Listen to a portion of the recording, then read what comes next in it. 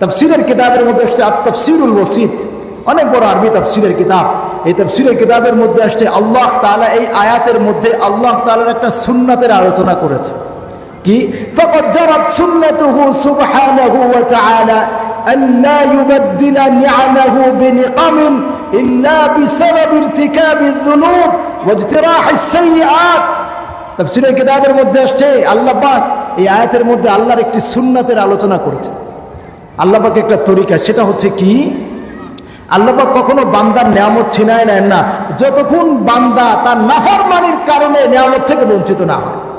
যখন বান্দা নিয়ামতের শুকরিয়া আদায় করে না, আল্লাহ পাক নিয়ামত দিয়েছেন শুকরিয়া আদায় করে না, নাফরমানি করে, তখন নিয়ামত থেকে বঞ্চিত করে দেন। আগে 6 ঋতু ছিল, এখন 6 ঋতু দেখা যায়। আগে এত বেশি নদী নালা খাল বিলে মাছ পাওয়া যেত, এখন আর পাওয়া যায় না। সেই মালিক তো এখন আছেন, কিন্তু সেই বরকত তো এখন নাই, ঠিক কিনা? এর কারণ হচ্ছে সব আমাদের পাপাচার, আমাদের গুনাহের কারণে আল্লাহ পাক নিয়ামতকে সরাই দিয়ে আযাবে গ্রেফতার করেন, নিয়ামতকে পরিবর্তন করে দেন আযাবের দ্বারা। আল্লাহ পাক রব্বুল আলামিন একই কথা সূরাতুর রাদের মধ্যে বলেন, ইন্নাল্লাহা লা ইউগাইয়িরু মা বিকওমিন হাত্তা ইউগাইয়িরু মা বিআনফুসিহিম ওয়া ইযা আরাদাল্লাহু বিকওমিন সুআন ফালা মারাদ্দা লাহু ওয়া মা লাহুম ফিল আরদি মিন দুনিহি মিন ওয়াল। আল্লাহ পাক রব্বুল আলামিন এই আয়াতের মধ্যে একই কথাই বলেছেন। বান্দা নিজের গুনাহের কারণে, নিজের অন্যায়ের কারণে, পাপের কারণে নিয়ামত থেকে বঞ্চিত হয়ে যায়, নিয়ামত থেকে বঞ্চিত হয়ে যায়। এই জন্য যত গান বাদ্যের আয়োজন হয়, যত ধরনের পাপাচার সমাজে হয়, যত ধরনের অশ্লীলতা বেহায়াপনা সমাজের মধ্যে হয়, এইগুলির কারণে আল্লাহর আযাব নেমে আসে। এই জন্য আমাদেরকে ভালো করে মনে রাখতে হবে, আমাদেরকে নিজেদেরকেও যেমন নাকি গুনাহ থেকে বাঁচাতে হবে, পাপাচার থেকে বাঁচাতে হবে, গান বাদ্য থেকে বাঁচাতে হবে, অশ্লীলতা বেপরদা থেকে আমাদেরকে বাঁচাতে হবে, তেমনি সমাজকেও বাঁচানোর চেষ্টা করতে হবে, ঠিক কিনা? জোরে আওয়াজ করে বল।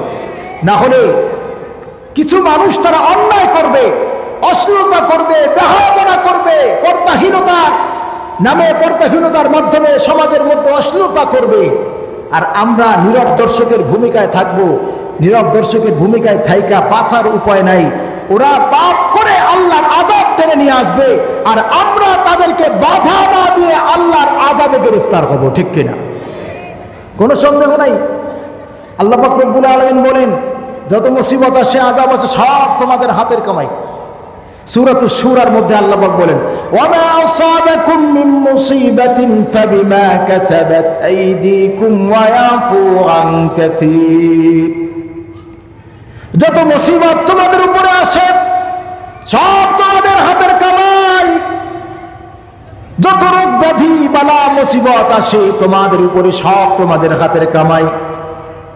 আয়াতের তাফসীরের মধ্যে আসছে আল্লাহ তাআলার রাসূল সাল্লাল্লাহু আলাইহি ওয়াসাল্লাম হযরত আলী রাদিয়াল্লাহু তাআলা আনহুকে বলেন, ইয়া আলী মা আসাবাকুম মিন মারাদিন আও উকুবাতিন আও বালাইন ফাবিমা কাসাবাত আইদিকুম।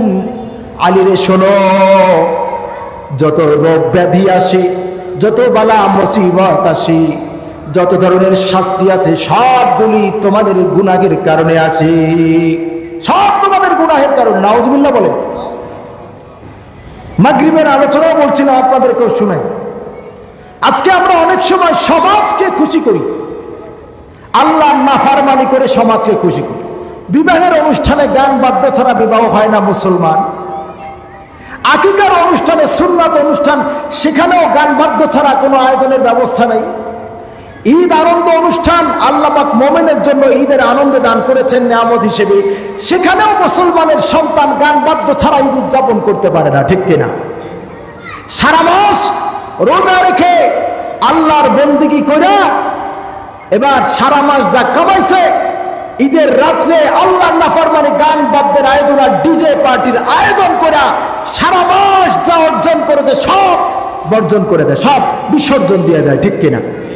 সারা মাস যা অর্জন করেছে এক চাঁদের রাত্রে, ঈদের রাত্রে সব বিসর্জন দিয়ে দেয়। সব কি করে?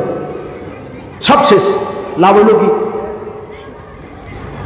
যদি বলি ভাই এগুলো তো হারাম নাজায়েজ গান বাদ্যের অনুষ্ঠান, তো বলে হুজুর সমাজ এইভাবে চলতেছে, কি করব, সবাই চায়। তা আমাদের কথা হচ্ছে আমরা সমাজকে খুশি করব না আল্লাহকে খুশি করব?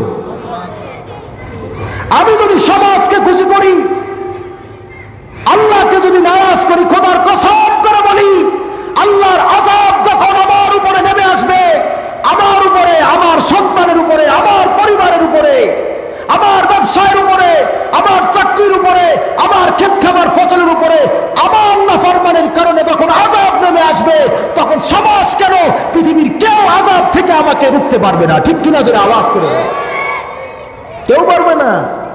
তখন সমাজ কোথায় যাবে? আমেরিকায় দাবানল চলছে, অনেকে মনে করে প্রাকৃতিক দুর্যোগ, এটা প্রাকৃতিক দুর্যোগ নয়।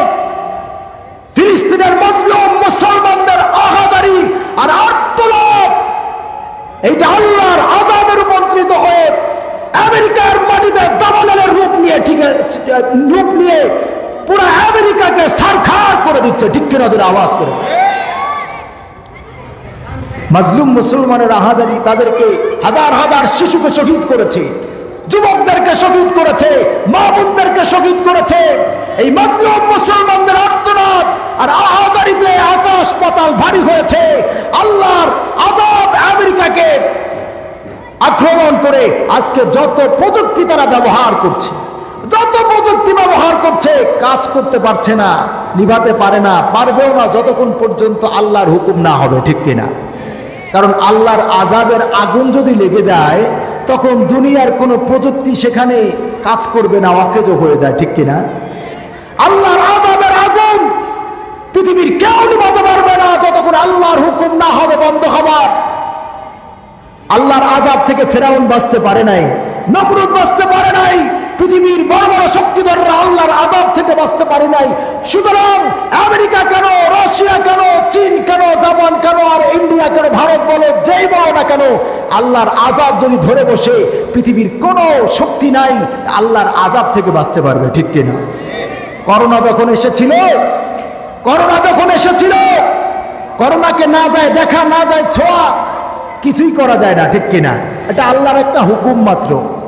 এই করোনার ভয়ে যেটা না দেখা যায়, না ছোঁয়া যায়, না স্পর্শ করা যায়, এই করোনার ভয়ে পৃথিবীর সমস্ত পরাশক্তিরা খোপে ঢুকেছে, চিন্তা করেছে এখানে তো ক্ষেপণাস্ত্র চলবে না, এখানে তো মিসাইল চলবে না, এখানে কোনো অস্ত্রের কোনো আঘাত চলবে না, এটা সরাসরি রব্বে কারীমের আঘাত।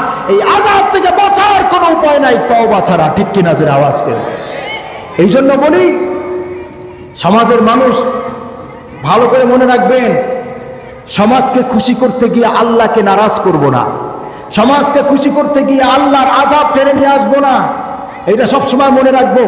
যারা মনে করি সন্তানের বিবাহ দিব, আর এলাকাবাসী তারাও চায় একটু গান বাদ্যের আয়োজন করি, একটু নাচ ড্যান্সের আয়োজন করি, ডিজে পার্টির আয়োজন করি, সন্তানের বিবাহ দেব, ছেলে পেলে আত্মীয় স্বজন এরা চাইতেছে একটু ডিজে পার্টি করবে, একটু নাচ গানের আয়োজন করবে, একটু করতে দে। আমি বলবো আপনি এই ডিজে পার্টির আয়োজন করলেন, আয়োজন করে আপনি সমাজকে ক্ষতি করলেন, আপনার সন্তানের ক্ষতি করলেন। কারণ আপনি চাচ্ছেন আপনার সন্তানটা সুখী হোক, এই জন্যই তো আপনি ভালো একটা পাত্র দেখে পাত্রস্থ করার জন্য এই আয়োজন করেছেন। ঠিক কিনা? আপনি আপনার সন্তানের সুখ চান, আপনি আপনার সন্তানের কল্যাণ কামনা করে এত খোঁজাখুঁজি করে একটা ভালো পাত্র খুঁজেছেন।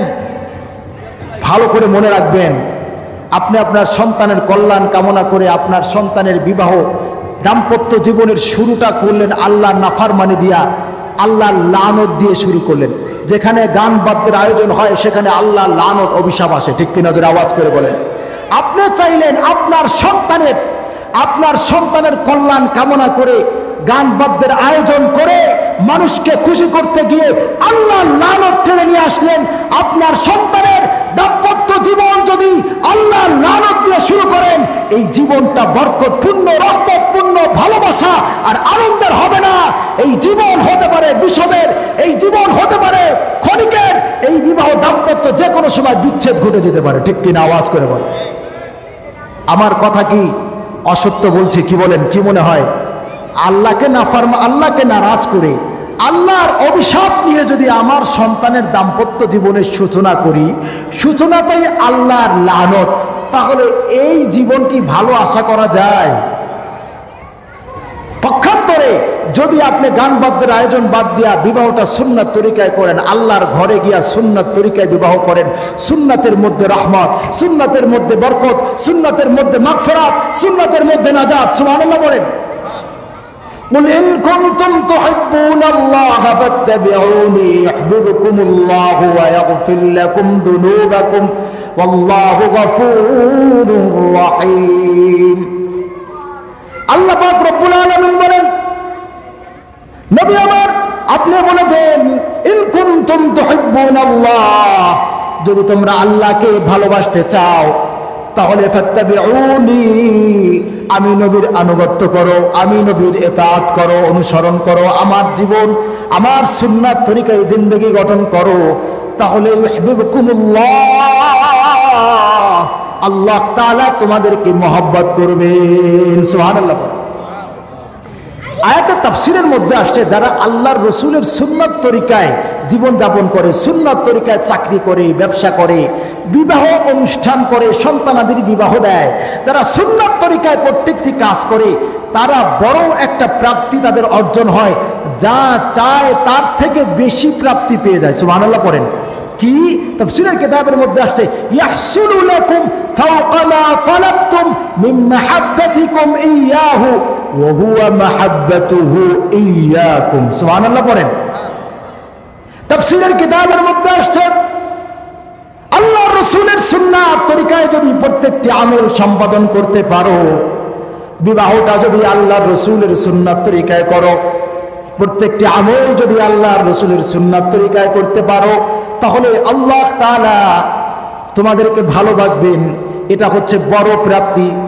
তুমি যেটা চেয়েছিলে, তুমি আল্লাহকে ভালোবাসো, তুমি আল্লাহকে ভালোবাসো, এটা সবাই চায়। আমি আল্লাহকে ভালোবাসি, এই দাবি তো আমার আপনার সবার, ঠিক কিনা? আমি আল্লাহকে ভালো, যদি বলি আল্লাহকে কে কে ভালোবাসেন, সবাই হাতে জোগাবে, ঠিক কিনা? আল্লাহকে সবাই ভালোবাসে, কিন্তু এর থেকে বড়টা হলো আল্লাহ পাক আমাকে ভালোবাসা। সুবহানাল্লাহ পড়েন। আমি বললাম যে আমি আল্লাহকে ভালোবাসি। এই যে আজকে এক যুবক ভাই আসছে, আমাদের সমাজে যুবকরা তো তারা চিন্তা করে, যদি সম্পর্ক নাই করতে পারলাম, প্রেম ভালোবাসা যদি নাই করতে পারলাম, তাহলে জীবনটাই বৃথা। নাউজুবিল্লাহ বলেন। অবৈধ প্রেম ভালোবাসা মানুষকে ধ্বংস করে দেয়। আমার কাছে এসে বলছে, হুজুর একটু সম্পর্ক করে ফেলেছিলাম, বিবাহ হয়ে গিয়েছে, এইটা শুনা আমি পাগলের মতো হয়ে গিয়েছি। কি কি করছে, কি অন্যায় করে ফেলছে, সেটা আমার কাছে আসছে, বলার পরে আমি তাকে তওবা করে দিয়েছি। এই যে সদ্য ঘটনা বললাম, আজকের ঘটনা, তা আমি বোঝানোর জন্য বলছি। তো সে হয়তো মেয়েটাকে ভালোবাসছে, মেয়ে হয়তো তাকে ভালোবাসে নাই, বোঝার জন্য বলছি। আপনি একজনকে বললেন, দোস্ত তোকে আমি মহব্বত করি, তোকে আমি মহব্বত করি জান দিয়া। দোস্ত মেসেজ করে বলল, তুই আমাকে যতই মহব্বত করিস, তোর কালচার ভালো না, তোকে আমি ভালোবাসি না। তাইলে আমার এই কথা বলার কি কোনো ইয়ে আছে, ফায়দা আছে? বলেন, আমার এই ভালোবাসার কোনো অর্থ আছে? আমি দাবি করলাম আমি ভালোবাসি, কিন্তু আমার দোস্ত আমাকে ভালোবাসে না, তো লাভ কি? লাভ হইল? আমি বললাম আল্লাহ তোমাকে ভালোবাসি, যদি আল্লাহ বলেন এই তুই খালি ভালোবাসার দাবি করিস মুখে, আমি তোকে ভালোবাসি না, তো আমার এই দাবি করে লাভ কি? কোনো লাভ নেই। যদি আল্লাহর পক্ষ থেকে ভালোবাসার মহব্বত, এইটার ঘোষণা যদি আমি পাইতে চাই, তো এই আয়াতের উপর আমল করতে হবে। আল্লাহ পাক বলেন, নবী আপনি বলে দেন যে তোমরা যদি আল্লাহকে ভালোবাসতে চাও, তাহলে আমি নবীর অনুসরণ করো, সুন্নাতের ইত্তেবা করো, তাহলে আল্লাহ তোমাদেরকে ভালোবাসবেন। সুবহানাল্লাহ পড়েন। তুমি আল্লাহকে ভালোবাসো, এর থেকে বড় অর্জন হলো আল্লাহ বলবেন, বান্দা আমি তোকে ভালোবাসি। সুবহানাল্লাহ। এই ঘোষণা কখন আল্লাহ পাক দিবেন? আমার দিকে তাকান। আল্লাহ পাক কখন বলবেন, বান্দা আমি তোকে ভালোবাসি? এই যে আমার দিকে তাকান, আমার দিকে তাকান, গুরুত্বপূর্ণ কথা। আল্লাহ পাক কখন বলবেন বান্দা আমি তোকে ভালোবাসি? যখন আমি আল্লাহ রসুলের সুন্নাত অনুযায়ী আমার জিন্দগি গঠন করবো। সুবহানাল্লাহ পড়েন। তখন আল্লাহ পাক বলবেন বান্দা আমি তোকে ভালোবাসি। তাহলে এবার আসেন, সুন্নাত তরিকায় যদি বিবাহ অনুষ্ঠান করি, তাহলে আল্লাহ রসুলের সুন্নাত তরিকায় যদি বিবাহ অনুষ্ঠান উদযাপন করি, তাহলে আল্লাহ পাক আমাদেরকে ভালোবাসেন। সুবহানাল্লাহ বলেন। আর আল্লাহ পাক যাকে ভালোবাসেন তাকে মাফ করে দেন। সুবহানাল্লাহ বলেন। রহমত নাজিল করেন। ইয়াগফির লাকুম ওয়া ইয়াগফির লাকুম যুনুবাকুম। আল্লাহ পাক যাকে মহব্বত করেন, ভালোবাসেন, তাকে মাফ করে দেন, তার গুনাহগুলি মাফ করে দেন। এই জন্য বিবাহ অনুষ্ঠান আজকে থেকে নিয়ত করি, গান বাদ্যের আয়োজন নয়, গান বাদ্যের আয়োজন নয়, আল্লাহর রসুলের সুন্নাত তরিকায় আমার বিবাহ অনুষ্ঠানটা হতে হবে। ঠিক কিনা? যদি আওয়াজ করে বল। যে কোনো আয়োজন, গান বাদ্যের আয়োজন যেখানে হবে সেখানে আল্লাহর আযাব নেমে আসবে। সুতরাং গান বাদ্য থেকে আমার নিজেকে সরিয়ে আনতে হবে। বিশেষ করে যারা দেখা যায় মসজিদের আশেপাশে অনেকে দেখা যায় বিবাহ অনুষ্ঠানকে কেন্দ্র করে ডিজে পার্টির আয়োজন করে, আল্লাহর ঘরের সাথে বেয়াদবি করে, এরা খুব দ্রুত আল্লাহর আযাবে গ্রেফতার হবে, কোনো সন্দেহ নাই। এই জন্য খুব সাবধান, সবসময় আল্লাহর নাফরমানি থেকে বেঁচে থাকার চেষ্টা করব। পারবো তো ইনশাআল্লাহ? এখন কথা হলো, আমি তো বাঁচবো, কিন্তু আমার পাড়া প্রতিবেশী, আমি না করি, কিন্তু দেখা যায় অনেকে শুধু ৫ ওয়াক্ত নামাজ পড়ে ব্যাস মনে করে আমি তো গুনাহ থেকে বাঁচতেছি, আমি তো মসজিদে যাই, আমি তো ইবাদত করি, আর যে যা করে করুক না। আল্লাহ পাক আমাদেরকে আল্লাহ রসুলের উম্মত হওয়ার কারণে একটা দায়িত্ব দিয়েছেন, সেটা হচ্ছে কি? আল্লাহ পাক বলেন কুনতুম খায়রা উম্মাতিন উখরিজাত লিন-নাসি তা'মুরুনা বিল মা'রুফি ওয়া তানহাউনা 'আনিল মুনকারি ওয়া তু'মিনুনা বিল্লাহ। আল্লাহ পাক রব্বুল আলামিন বলেন তোমরা শ্রেষ্ঠ জাতি, তোমরা শ্রেষ্ঠ জাতি, উখরিজাত লিন-নাস। আল্লাহ পাক রব্বুল আলামিন বলেন তোমাদেরকে মানব কল্যাণে বের করা হয়েছে। সৎ কাজে আদেশ করবা, অসৎ কাজে বাধা দান করবা এবং নিজেরা পাক্কা ঈমানদার হবা। সৎ কাজে আদেশ করা, অসৎ কাজে বাধা দান করা, এই দায়িত্বটা এই উম্মতের গুরু দায়িত্ব। নিজে গুনাহ থেকে শুধু বাঁচলেই হবে না, অন্যকেও গুনাহ থেকে বাঁচানোর চেষ্টা করতে হবে, অন্যায় কাজে বাধা দিতে হবে। এটা এই উম্মতের গুরু দায়িত্ব। ঠিক কিনা? জোরে আওয়াজ করে বলো। তাফসীরের কিতাবের মধ্যে আসছে হযরত মুসা আলাইহিস সালাতু ওয়াস সালাম একবার আল্লাহ তাআলার কাছে অনেকগুলি ফরিয়াদ করেছিলেন। অনেকগুলি ফরিয়াদের মধ্যে লম্বা ফরিয়াদ করেছিলেন। একটি ফরিয়াদ আমি শোনাবো।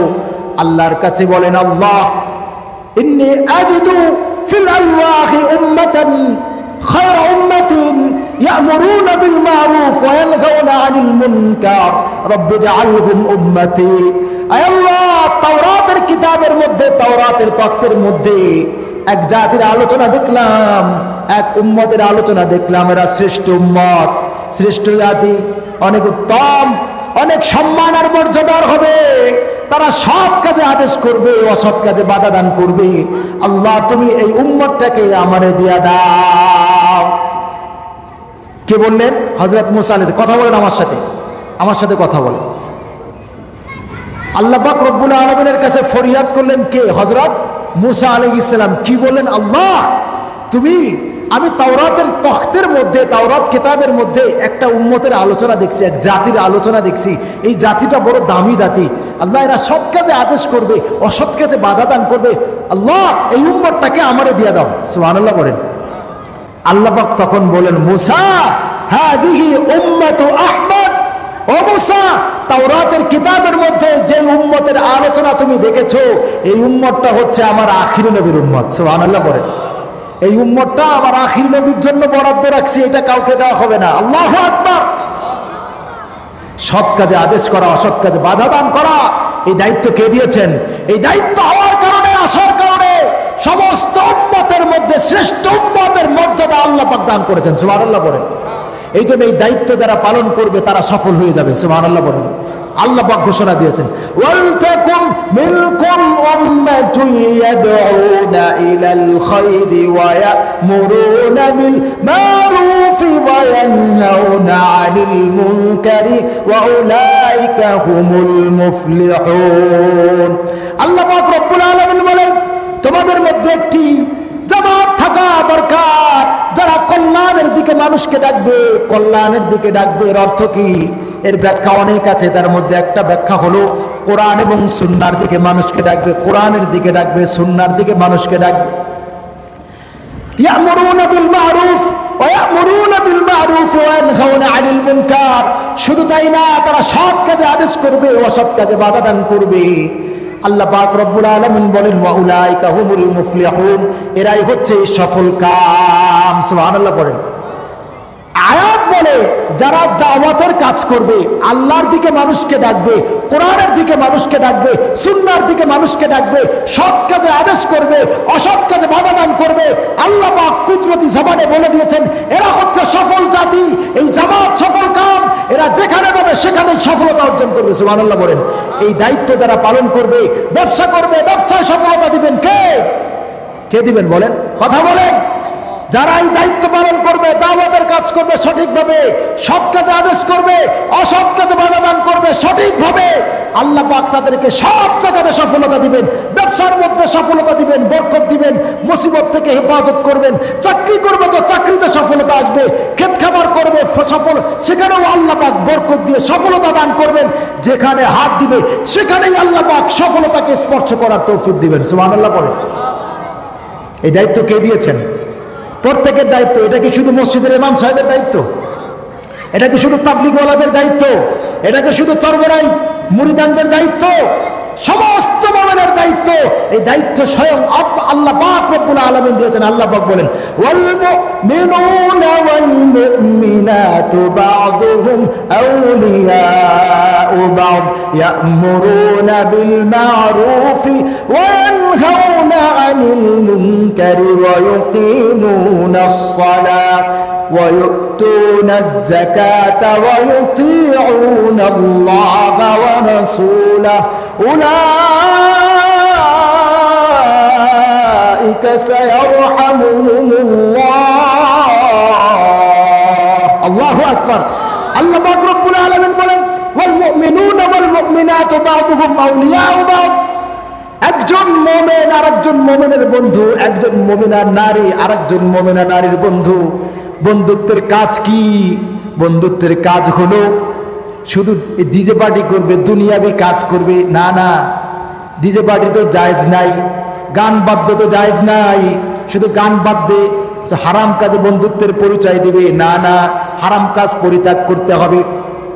হারাম কাজে সহযোগিতা করা এটা বন্ধুত্বের পরিচয় নয়, এটা বন্ধুকে ক্ষতি করা, এটা বন্ধুকে ধ্বংস করা। ঠিক কিনা যারা আওয়াজ করে বলেন। যারা হারাম কাজে বন্ধুকে সাহায্য করে তারা বন্ধুকে ধ্বংস করলো, বন্ধুকে ক্ষতি করলো। প্রকৃত বন্ধুত্বের কাজ কি? বন্ধুত্বের কাজ হলো তারা ইয়ামুরুনা বিল মারুফ ওয়া ইয়ানহাউনা আনিল মুনকার। একজন মুমিন আরেকজন মুমিনকে সৎ কাজে আদেশ করবে, অসৎ কাজে বাধা দান করবে। একজন মুমিনা নারী আরেকজন মুমিনা নারীকে সৎ কাজে আদেশ করবে, অসৎ কাজে বাধা দান করবে। এটাই হচ্ছে আল্লাহ পাক রব্বুল আলামিন প্রত্যেক মুমিন মুমিনাকে দায়িত্ব হিসেবে আল্লাহ পাক দান করেছেন। ঠিক কিনা যারা আওয়াজ করে বলেন। এই দায়িত্ব সবার। যদি আমরা এই দায়িত্ব পালন না করি তাহলে কি হবে? সমাজে অশ্লীলতা হবে, বেপরদিকি হচ্ছে, অশ্লীলতা বেহায়াপনা হচ্ছে। এই যে আমাদের পাশে কি আছে জানো? এখানে কি যেন একটা এলাকা আছে, নাম কি? প্রেম লাভ রোড না কি জানো? Love road. এই লাভ রোড আমাদের সামনে, এখানে লাভ রোড, এখানে আকাম কুকাম হয়, এখানে আল্লাহর নাফরমানি হয়, এখানে অশ্লীলতা বেহায়াপনা হয়। আর আমরা নীরব দর্শকের ভূমিকায় থাকি। খোদার কসম করে বলতে পারি, নীরব দর্শকের ভূমিকায় থেকে কোশ্চিন কেন বাঁচা যাবে না। ওরা অশ্লীলতা করে, বেহায়াপনা করে, লাভ রোডকে নোংরা করে আল্লাহর আযাব নিয়ে আসবে। আর আমরা তাদেরকে বাধা না দিয়ে আল্লাহর আযাবে আমরাও গ্রেফতার হব। ঠিক কিনা যারা আওয়াজ করে বলে। বন্যা যখন আসে তখন ভালো মন্দ বিচার করে আসে। হ্যাঁ, আমার কথা বলেন। এই দিক তাকান না, আমার দিকে তাকান। আলোচনা শেষ সংক্ষেপ করব। বন্যা যখন আসে তখন কি লোক দেখে বাইচে শুনে আসে নাকি গড়ে সব? তা আল্লাহর আযাব কিছু মানুষের কারণে আসে, আর যারা নীরব দর্শকের ভূমিকায় থাকে, তারা গুনাহ থেকে বাধা দেয় না, মানুষকে সৎ কাজে আদেশ করে না, অসৎ কাজে বাধা দান করে না, এরাও সৎ কাজে আদেশ, অসৎ কাজে বাধা দান না করার, এই দায়িত্ব পালন না করার অপরাধী হয়ে আল্লাহ আযাবে গ্রেফতার হয়ে যায়। এই জন্য এই দায়িত্ব আমাদের পালন করা দরকার আছে না নাই? এই জন্য আমি বলবো, আমার একটা ইচ্ছা হলো, আমি যেহেতু ফলপট্টি মসজিদে নতুন, আমার একটা ইচ্ছা, সামনে থেকে এই ধরনের কোনো পরিবেশ যখনই, যে সমস্ত রাতগুলি আল্লাহ নাফরমানিতে আমার আপনার সন্তানরা কাটায়, যে সমস্ত দিনগুলি আল্লাহর নাফরমানিতে কাটায়, সেই সময় আমাদের আল্লাহর কোরআনের এই আয়াতের উপরে আমল করে আমাদেরকে একটি জামাত নির্ধারণ করতে হবে।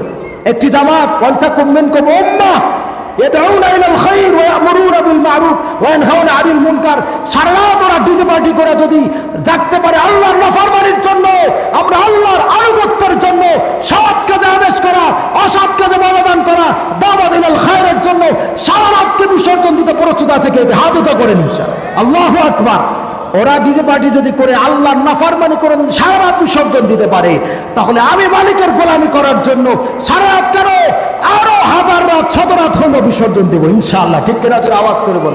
এই জন্য প্রত্যেক মসজিদ কেন্দ্রিক এই সমস্ত দিনগুলিতে, দিবসগুলি, যে সমস্ত দিনে নাফরমানি হয়, রাত্রে নাফরমানি হয়, প্রত্যেক মসজিদ কেন্দ্রিক একটি জামাত হওয়া দরকার। সেখানে কমিটি থাকবে, সেখানে যুবক ভাইরা থাকবে, তারা এই সমস্ত নাফরমানি যারা করে তাদেরকে ওই নাফরমানির কাজে বাধা দিবে।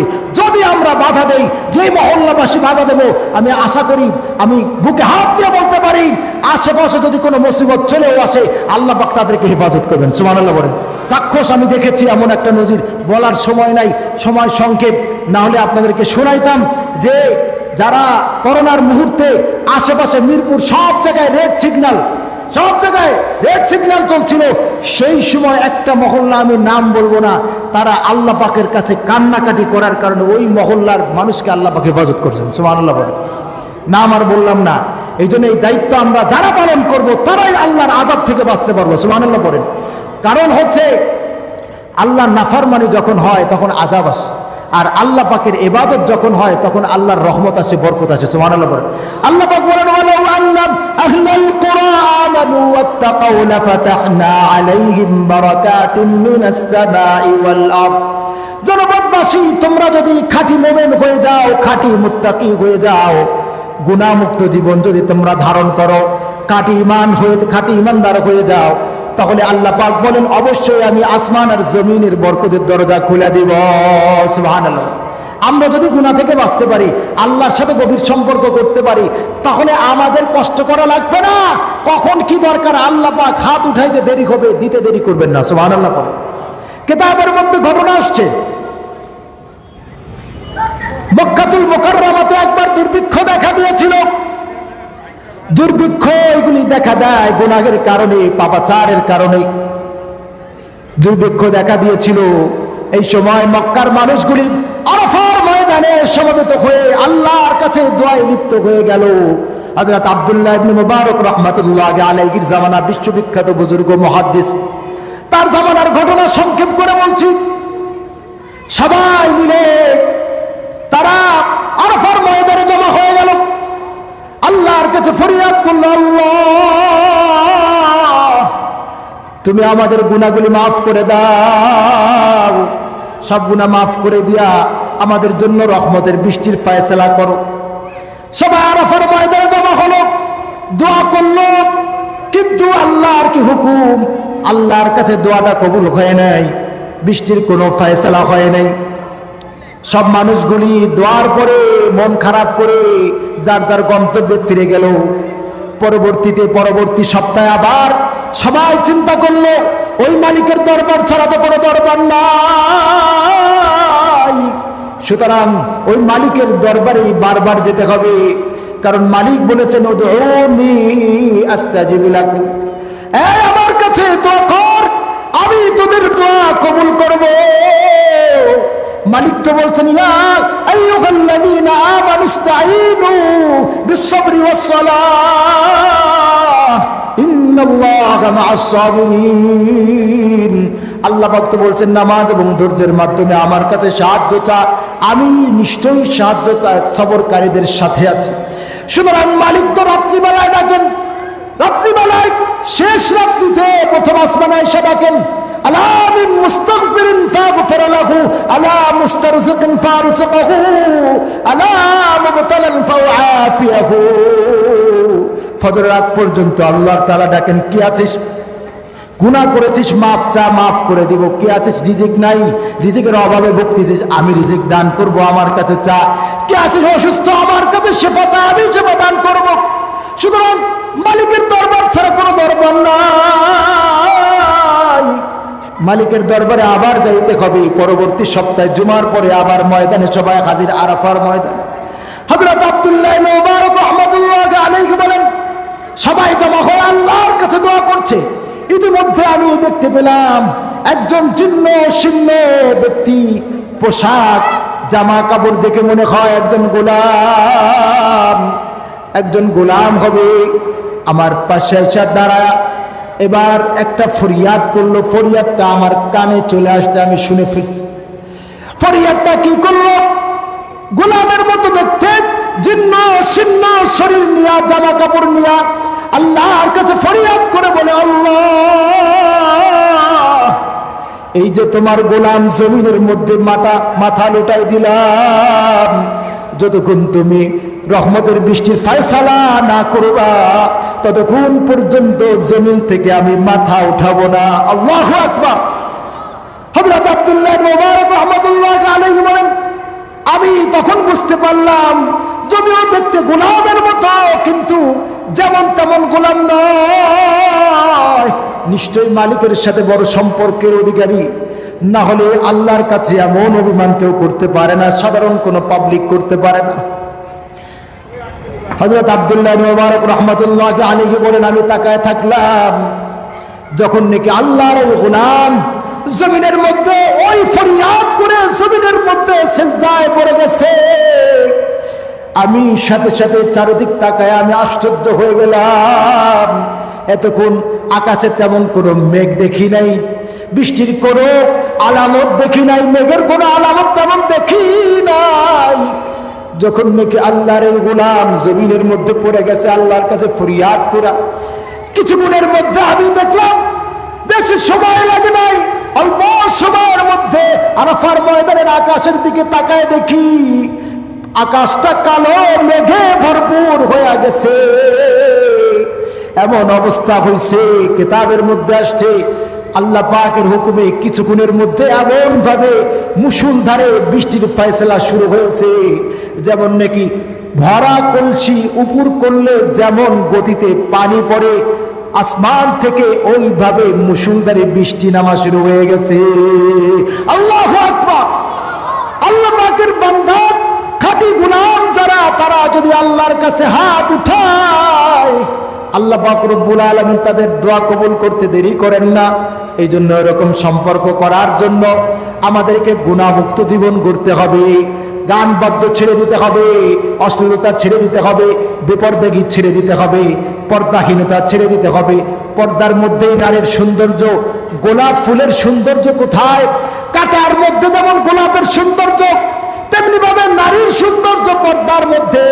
নারী যখন পর্দার মধ্যে থাকবে, এই নারীর পেটে, এই মায়ের পেটে আল্লাহ পাক আব্দুল কাদের জিলানী রাহমাতুল্লাহি আলাইহির মতো সন্তান দান করবেন, ঠিক কিনা? নারী মা যেমন হবে, আমাদের কথাই বলি, আমাদের মারা যখন দেখি কোরআন তেলাওয়াত করে, যখন গর্ভে সন্তান হয় তখন কোরআন তেলাওয়াত করে, কোরআন তেলাওয়াত করে আমলের মধ্যে থাকে। এই বাচ্চাগুলিও দেখা যায় ছোটবেলা থেকে কোরআনের ভক্ত হয়ে যায়, নামাজের ভক্ত হয়ে যায়, ঠিক কিনা? আর যে সমস্ত মায়েরা সন্তানদেরকে পেটে নিয়ে ওই যে ভারতের সিরিয়াল দেখে, তো সন্তানও 2-4 দিন 5 দিন বয়স যখন হয়ে যায়, 2-1 মাস হইলেও সেও ভ্যাক্কা মাছের মতো তাকায় থাকে, সিরিয়াল দেখা শুরু করে, ঠিক কিনা? মা যেমন হবে সন্তান তেমন হবে, ফ্যাক্টরি যেমন হবে ফ্যাক্টরির পণ্য তেমন হবে। সুতরাং মা যদি পর্দাশীল হয়, পর্দাশীলা হয়, তখন সন্তানও হবে দিনদার। এটাই হচ্ছে স্বাভাবিক, ঠিক কিনা? যেন আওয়াজ করে বলেন। আল্লাহ পাক আমাদের সকলকে গান বাদ্যমুক্ত জীবন গঠন করা এবং মা বোনদেরকে পর্দা নিশীন জীবন যাপন করার তৌফিক দান করেন। সাথে সাথে পর্দা শুধু কি মা বোনদের, নাকি আমাদেরও আছে? আল্লাহ পাক বলেছেন কুল্লিল মুমিনিনা ইয়াগুদ্দু মিন আবসারিহিম ওয়া ইয়াহফাযু ফুরুজাহুম যালিকা আযকা লাহুম ইন্নাল্লাহা খাবীরুম বিমা ইয়াসনাউন। এখানে তাফসীরের কিতাবের মধ্যে আসছে জামাআ বাইন সুবহানাহু ওয়া তাআলা বাইনা কবদিল বাসর ওয়া হিফযিল ফরজ। আল্লাহ পাক এই যে চোখের হেফাজত, দৃষ্টির হেফাজত এবং লজ্জাস্থানের হেফাজত দুইটাকে জমা করছেন। মানে একটা হলো কারণ আর একটা হলো ফলাফল। যে ব্যক্তি দৃষ্টিকে হেফাজত করবে সে লজ্জাস্থানকে হেফাজত করতে পারবে। সুবহানাল্লাহ পড়েন। এই জন্য আমাদের দৃষ্টিকে হেফাজত করা, গুনাহমুক্ত জীবনযাপন করার চেষ্টা করা, যদি নজরের হেফাজত করতে পারি দ্রুত আল্লাহর ওলি হয়ে যাবে। আল্লাহ পাক তৌফিক দান করেন, আমিন। ওয়া আখিরু দাওয়ানা আলহামদুলিল্লাহি রাব্বিল আলামিন। আসসালামু আলাইকুম ওয়া রাহমাতুল্লাহ।